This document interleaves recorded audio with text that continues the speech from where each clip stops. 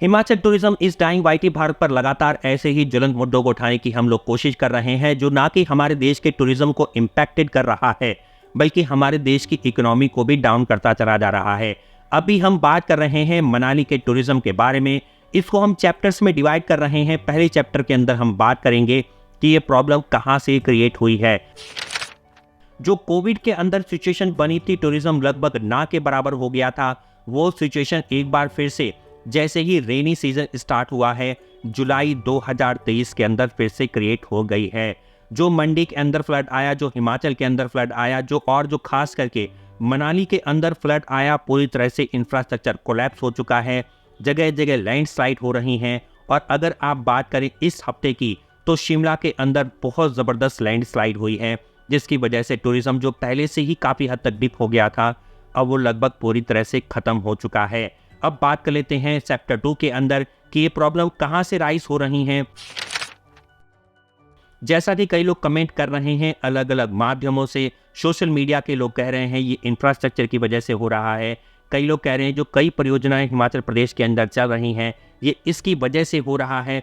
कई लोग कह रहे हैं जो 4 लेन बन रहा है, ये उसकी वजह से हो रहा है। और कुछ लोगों का कहना है कि जो व्यास रिवर के अंदर जो कंस्ट्रक्शन हो रहा है, ये इसकी वजह से हो रहा है। मैं आप लोग के ऊपर छोड़ देता हूँ ये बताने के लिए कमेंट करके कि ये प्रॉब्लम किसकी वजह से क्रिएट हो रही है। लेकिन मेरा ये मानना है कि अगर 4 लेन हाईवे नहीं बनता, अगर अलग अलग तरीके की परियोजनाएं ना चली जाएं देश के अंदर, प्रदेश के अंदर, तो इंडिया कैसे डेवलप्ड कंट्री का जो हमारा सपना है उसके अंदर कैसे बदल पाएगा।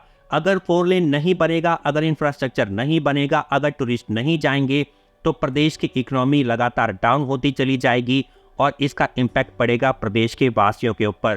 पहले से ही प्रदेश में से कई सारे जो लोकल रहने वाले लोग हैं, वो छोड़ करके इंडिया और इंटरनेशनल के अलग अलग कंट्रीज में बस रहे हैं। और अगर गवर्नमेंट इन जगहों पर ध्यान ना दे, तो धीरे धीरे करके यहाँ पर जगह खाली होती चली जाएंगी। अदर प्रदेशों से लोग, अदर राज्यों से लोग यहाँ पर जाकर के रहना शुरू हो जाएंगे, और जो लोकल हिमाचलीज हैं उनका नामो निशान धीरे धीरे कर करके ये मिट जाएगा। तो दोस्तों, अगर आप चाहते हैं अपने देश के टूरिज्म को प्रमोट करना, तो ऐसा बिल्कुल ना होने दें। अब बात कर लेते हैं चैप्टर 3 के अंदर इसके सॉल्यूशन के बारे में। ज़्यादा से ज़्यादा हिमाचल को सपोर्ट करिए। अलग अलग रील्स के माध्यम से, अलग अलग सोशल मीडिया के माध्यम से आप यहाँ की पॉजिटिव न्यूज़ के बारे में बताएं। और इंडिया के अलावा अगर आप किसी इंटरनेशनल कंट्री में टूरिस्ट की तरह पर जा रहे हैं, तो कुछ सालों तक जाना बंद कर दें। यहाँ पर आए, इंडिया के अंदर हिमाचल की असली ब्यूटी को एक्सप्लोर करें, अपनी पॉकेट को यहाँ पर ना करके खर्च करें। और एक सबसे इंपॉर्टेंट बात यह है कि हिमाचल के जब भी हम किसी टूर पैकेज को लेते हैं, तो एक्सपेक्ट यही करते हैं कि टूर पैकेज की कॉस्ट और ज़्यादा कम हो जाए। जो 2020 के अंदर वाईटी भारत पर जिस हम ट्रैवल पैकेज को दिखाते थे, 13,500 रुपये एक कपल के, उसकी कॉस्ट 2030 में आकर के अब 10,900 पर आकर के सिमट गई है। इतना ज़्यादा सिंकिंग आया है यहाँ के पैकेज की कॉस्ट के अंदर। दोस्तों, आप लोग समझ सकते हैं, पहले ही मार्जिन बहुत कम था और अब ये मार्जिन कहाँ पर आकर के चला गया है।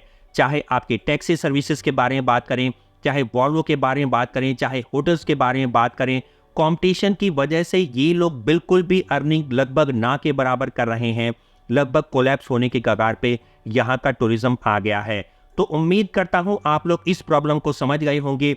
कभी भी आप हिमाचल प्रदेश के अंदर जा रहे हैं, ज़्यादा आप बार्गेनिंग करने की कोशिश ना करें, क्योंकि ऑलरेडी पैकेज बहुत सस्ते आपको दिए जा रहे हैं। और अगर आप लोग यहाँ की इकोनॉमी को बुलिश करना चाहते हैं, और अगर आप लोग यहाँ की इकोनॉमी में कुछ सपोर्ट करना चाहते हैं, तो हिमाचल प्रदेश के अंदर जा करके ज़रूर कुछ ना कुछ सामान परचेज करके आइए और हिमाचल प्रदेश की सैर करिए। और क्या सॉल्यूशन आप लोग के पास है हिमाचल टूरिज्म को और बुलिश करने के लिए, अपने कमेंट द्वारा आप सॉल्यूशन यहाँ पर सजेस्ट कर सकते हैं। मैं मिलता हूँ वाईटी भारत के इसी तरह के बहुत ही अगले इंटरेस्टिंग और किसी ज्वलंत मुद्दे के साथ। तब तक के लिए नमस्कार।